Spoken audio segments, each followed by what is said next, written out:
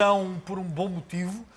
Muitos dos portugueses, como tu costumas dizer, Hugo, o futebol não é algo do mais importante que temos nas nossas vidas, mas daquilo que é menos importante será talvez... A coisa mais importante das menos importantes. É mesmo isso. É mesmo isso. Está a voltar o futebol e está a voltar o futebol com a Alemanha a ser o primeiro país a fazer regressar a competição e logo na primeira jornada mais de uma mão cheia de lesionados. É verdade, muitas lesões, mas como falávamos aqui há pouco, enquanto a Rita Bolinha estava em Paredes, não Penafiel, é muito importante não confundir.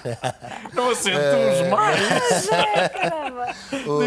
Estávamos a conversar e, de facto, houve só 2 semanas de preparação da época na Alemanha. Em Portugal, quando no dia 3 de junho tivermos os primeiros jogos, já vamos ter 4 a 5 semanas de preparação e, portanto, isso pode ser muito diferente no contexto do que será o arranque no futebol português comparativamente com o arranque no futebol alemão. Não é? É verdade. Rogério, treinar em casa individualmente está longe de ser o mesmo que treinar num desporto coletivo e ao ritmo a que estes atletas estão sujeitos, não é? Efetivamente, é muito diferente. Há uma palavrinha mágica que se chama especificidade. E se nós treinamos de forma distinta daquilo que jogamos, não podemos ter as mesmas adaptações fisiológicas. Portanto, vai-se notar com certeza essa diferença. Ainda assim, é muito positivo o facto dos atletas em casa terem seguido um regime de treino porque se perde menos e, portanto, vão-se ganhando também algumas qualidades, nomeadamente musculares. E, portanto, foi bom que os clubes fizessem esse acompanhamento e dotaram até os atletas de equipamentos e materiais para que pudessem seguir um plano que foi devidamente acompanhado, eu diria, de forma diária pelas equipas técnicas dos clubes. Portanto... O Bruno Alves não está a jogar em Portugal. Nós vimos uma reportagem feita por vós aqui na RTP com o Bruno Alves e ele estava furiosamente a fazer os seus exercícios. Não é? Furiosamente, com uma vontade louca de voltar à competição. Há bocadinho estávamos a ouvir o Rogério e eu acho que valia a pena aqui dizer uma coisa, porque nós tantas vezes dizemos temos o melhor jogador do mundo, temos mais 4 ou 5 que são dos 50 melhores jogadores do mundo, temos os melhores treinadores do mundo, o futebol representa 2% do PIB da União Europeia e esquecemos de uma coisa, nós temos também os melhores fisioterapeutas e os melhores ortopedistas da Europa. A exportação que há na área especializada do desporto, não só do futebol, mas do desporto... Nesta especificidade. É absolutamente decisiva para que Portugal seja também uma potência a esse nível. Portanto, não é só no pontapé na bola, é num conjunto de profissionais de topo da medicina que ajudam a que os pontapés na bola possam ser mais eficazes e que, se calhar, Portugal venha a ter menos lesões também no arranque da época do que teve uma potência mundial a todos os níveis como é a Alemanha. Sim, e nesse campo tem havido uma evolução incrível e muito rápida, não é? Em termos de preparação específica, como falava, para um jogador de futebol. Sim, sem dúvida. Repare, nos últimos anos a medicina desportiva e a ortopedia e a fisioterapia, naturalmente, eu aqui não posso deixar de referir, como é evidente, não é? Peço imensa desculpa. Bom, tem sofrido uma evolução tremenda. E tem sofrido uma evolução tremenda, sobretudo, às custas da ciência, não é? Porque se foi medindo e nós não podemos melhorar aquilo que não se mede. Por exemplo, falava o Gilberto, e muitíssimo bem, eu agradeço essa referência, o nível realmente da medicina desportiva e da ortopedia em Portugal está bem refletido internacionalmente e nós oferecemos aos nossos jogadores cá o melhor que se faz no mundo. Por exemplo, eu sei que estamos em Vila Nova de Gaia, mas aqui assim um portuense, o professor João Espregueira Mendes, quer dizer, presidiu a Sociedade Europeia de Traumatologia Desportiva e perfila-se para a Sociedade Mundial. Portanto, nós oferecemos realmente grandes cuidados. E isso é muito importante, porque efetivamente se nós tivermos os jogadores com um nível de risco lesional baixo, coisas muito simples, eles estarem do ponto de vista muscular equilibrados, estarem bem nutridos, bem alimentados. Terem o descanso necessário em determinada altura, não é? O aspecto da recuperação. Não há sítio para sair, Sónia, agora. Não, mas a recuperação muscular é importantíssima. A recuperação desportiva é importantíssima e vai contar aqui, porque vamos ter poucos dias entre jogos e esse é um fator que também Rogério, importa gerir. Era por aí gerir. também que eu queria que nós levássemos a nossa conversa. É se o final deste campeonato não se vai medir muito na capacidade física das melhores equipas, aquelas que estiverem fisicamente mais preparadas. Eu não tenho dúvida disso. E poderia citar, não Não por esta razão, porque eu procuro sempre sustentar-me naquilo que é a evidência, não é? Aquilo que são os factos. É o melhor. E todos nós sabemos que quem está mais forte e mais rápido chega em primeiro, não é difícil, a não ser que tropece pelo caminho. O que é que isto quer dizer? Quer dizer que, naturalmente, como diz e bem, as equipas que estiverem fisicamente mais capazes, mais disponíveis para jogar e que tiverem menos lesões, portanto, mais disponibilidade para o treinador recortar os jogadores e colocar os melhores em campo, naturalmente tem uma vantagem competitiva e isto tem sido estudado sobretudo na Premier League ao longo dos últimos 10, 15 anos. Portanto, as equipas com menos lesões estão mais acima na tabela, porque uns quantos dias de lesão, jogadores indisponíveis, retiram pontos, calculou-se a esse ponto, veja bem. Quantos dias de ausência de jogadores correspondem a descidas na tabela? Isso está, inclusive, estudado. Quantificado. Hugo, estarmos agora a perspectivar seja o que for, é quase astrologia. É quase astrologia, até porque temos o líder do campeonato com 60 pontos, o Benfica tem 59 e, portanto, um ponto de vantagem, não deixando de ser um ponto de vantagem. Na prática estão ambos... Mas são dois, não é? Sim, são dois. No caso de empate, no final da época, o Porto tem vantagem porque conseguiu um resultado aqui no Dragão, uma vitória, e já tinha ganho também no Estádio da Luz no início da época. Mas eu acho que não...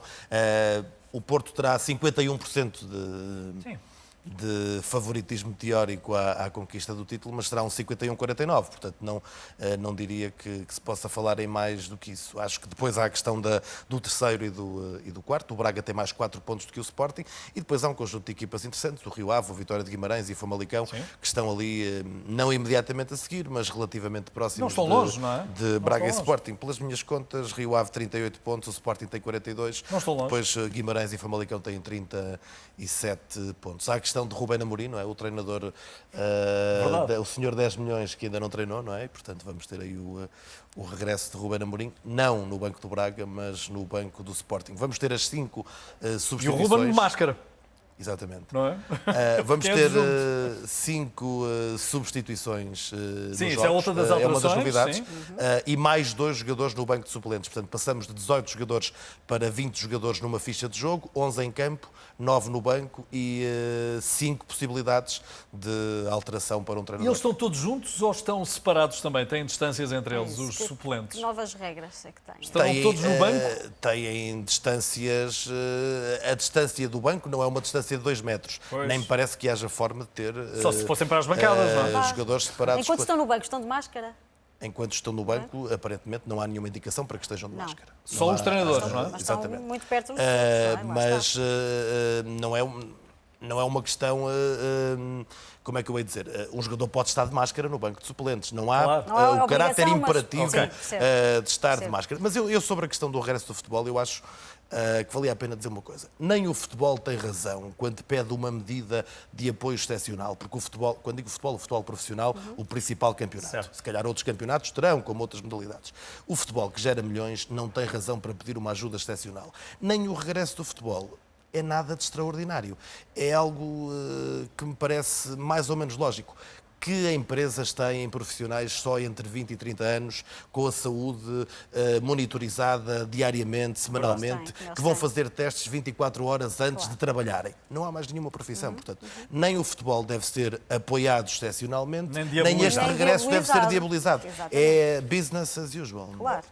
Hugo, nós estamos a olhar para o futebol e também a atribuir-lhe uma importância social, porque não é apenas a importância para a sustentabilidade do próprio futebol, é também a importância social que tem nos países onde o futebol é uma verdadeira paixão, porque muitos dos seus adeptos ficaram até sem o seu futebol. Foi esse o pensamento com que algumas pessoas empreenderam estes últimos 3 meses das suas vidas. Nem bola temos, não é? Certo. Portanto, até socialmente tem este carrego, esta importância. Não é? Há uma dimensão social que não vai ser completamente preenchida, portanto, a ida ao estádio, a ida aos estádios, porque nós muitas vezes falamos do futebol naqueles 18 estádios mais conhecidos, mas há futebol em milhares de estádios todos os fins de semana e há uma componente terapêutica, lúdica, emocional, que acontece todos os domingos à tarde em grande parte dos estádios e depois noutros dias à noite, nos estádios principais. E isso, efetivamente, efetivamente não aconteceu. E viu-se, no caso de algumas televisões especializadas em desporto e em futebol, que transmitiram jogos de há 5, 10, 15 anos. Quer dizer, do tempo da Maria Cachucha. Exatamente, e que tiveram audiências absolutamente apreciáveis nos últimos tempos. Portanto, havia aqui, efetivamente, uma fome de bola e fome nessa componente terapêutica, emocional. Não é? De equilíbrio emocional. De equilíbrio emocional. Isto também é verdade para os atletas que estiveram nesta incerteza. Emocionalmente não deve ser fácil para eles gerirem este impasse, não é?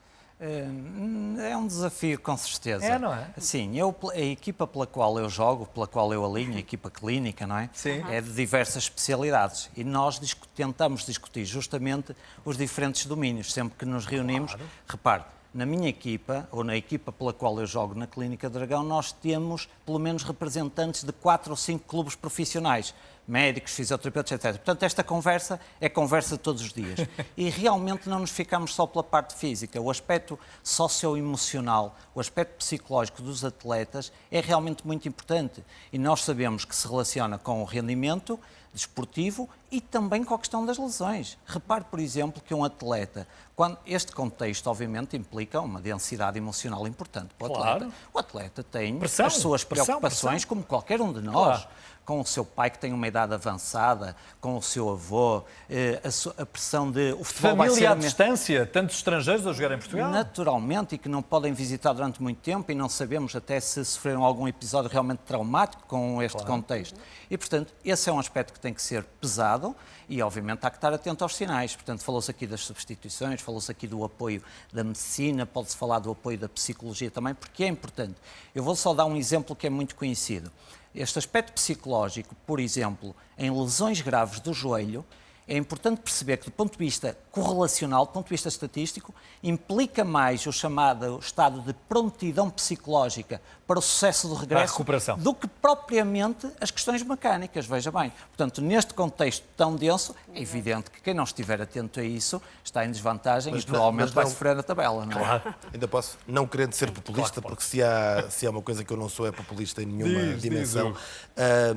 Há dramas no futebol a um nível de escalões inferiores. Mas quando estamos a falar do regresso do futebol de topo, da Bundesliga, do Campeonato Alemão, ou das principais equipas do futebol português, eu acho que também temos aqui todos que ter o bom senso de nos lembrar que todos os dias há pessoas no banco alimentar, há pessoas desempregadas, há empresas falidas, há um conjunto de empresas cujo layoff foi a única tábua de salvação para não mandarem centenas de pessoas para o desemprego. Não se sabe o que será o pós-layoff em muitas empresas e, portanto, falar destes pequeninos problemas do futebol, não deixando de ser científicos, é uma coisa absolutamente relativa e temos que pontuar isto sempre, porque de facto há dramas que estão escondidos, outros já são mais visíveis, mas que estão a acontecer. E, em alguns casos, em alguns desses dramas, o futebol serve de compensação para que as pessoas se equilibrem em qualquer coisa. Também é bom acrescentar isto. Hugo, se for detectados casos de Covid no decorrer do campeonato, o que é que acontece?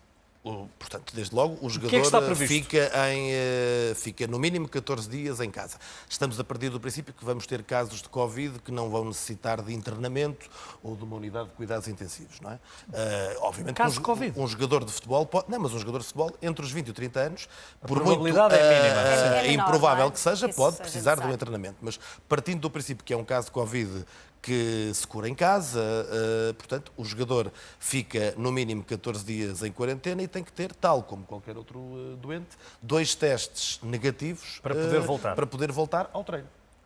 E não ao jogo. Os restantes atletas que estiverem em contato com ele terão que, obviamente, ser testados novamente. Pior cenário. Mas já são testados, ou seja, vale a pena também dizermos isso, que é... Eles andam a ser testados. Há no mínimo um teste antes de cada jogo e se houver mais de 5 dias de distância entre 2 jogos, temos 2 testes feitos na mesma semana. Portanto, podemos ter um teste feito numa sexta-feira e feito na quarta-feira seguinte. Em 5 dias termos 2 testes feitos a cada jogador. Portanto, há uma monitorização elevadíssima. Não é? Ou por hipótese, pode suceder, nós não sabemos sequer, qualquer um de nós estamos portadores da doença. Imagina que... Estamos assintomáticos, não é? Estamos assintomáticos. 5 jogadores, 5 titulares do Porto ou do Benfica estão com Covid-19. Um bom guião para um romance, não é? Um romance Não sei se não será uma tragédia. Eu adoro a questão da probabilidade. Não me parece. Eu acho que não vai acontecer. Sim. Creio que não vai acontecer, até porque os jogadores sabem que estão resguardados, estão no final da época. Além da dimensão competitiva, da dimensão de afinco, há também aqui um final da época, em alguns casos mudança de clube, e portanto um jogador de futebol de topo não vai correr o mínimo, não é correr riscos, não vai correr o mínimo risco, na minha opinião. E portanto, se acontecer, a pergunta é essa, não é? Portanto, claro.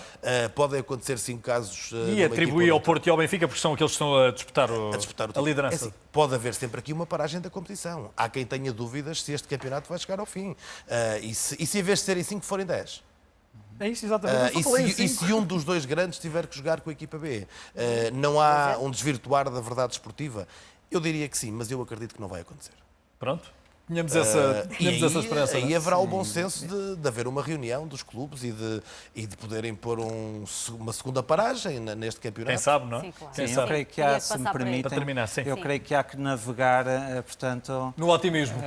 No otimismo e olhando para a costa, vendo a linha da costa, não é? Sim. Ou seja, vamos vendo e vamos preparando para o que vier. A palavra de ordem, naturalmente, será a prevenção e depois são conhecidos já estão preparados os algoritmos, não é? Para trabalhar. Se o atleta está assintomático e negativo, depois treina sem problema. Se está positivo e assintomático, afasta-se os 14 dias. Claro. Se está positivo e sintomático, é assim, é assado. Portanto, os cenários estão preparados e as equipas de saúde estão preparadas para ajudar. Eu percebo também o que está por trás da tua pergunta. Seria absurdo uma nova paragem e com uma classificação já diferente daquela que tínhamos há um mês. Isso seria a polémica das polémicas. Mas eu acredito que não vamos ter nenhuma avalanche de casos num clube ao mesmo tempo. Muito bem. Meus queridos amigos, muito obrigado. Vamos ter futebol a partir do dia 4, não é? 3 até o dia... 3 de junho, até o dia 27 de junho. E quase sem 27 de julho. E sem pausas, não é? Sem folgas, não é? Sim. Todos os dias à bola. Todos os dias à bola, embora os grandes joguem mais à semana e menos ao fim de semana. Porto e Benfica só têm um jogo marcado para o fim de semana. Estranho que pareça. Vamos acompanhar, não é? Como é costume. Muito obrigado por terem vindo. Muito obrigado. Amanhã ainda não temos campeonato de futebol, mas está para breve, já percebemos. Recebemos aqui na Praça da Alegria Miguel Gameiro, que nos conta como está a lidar com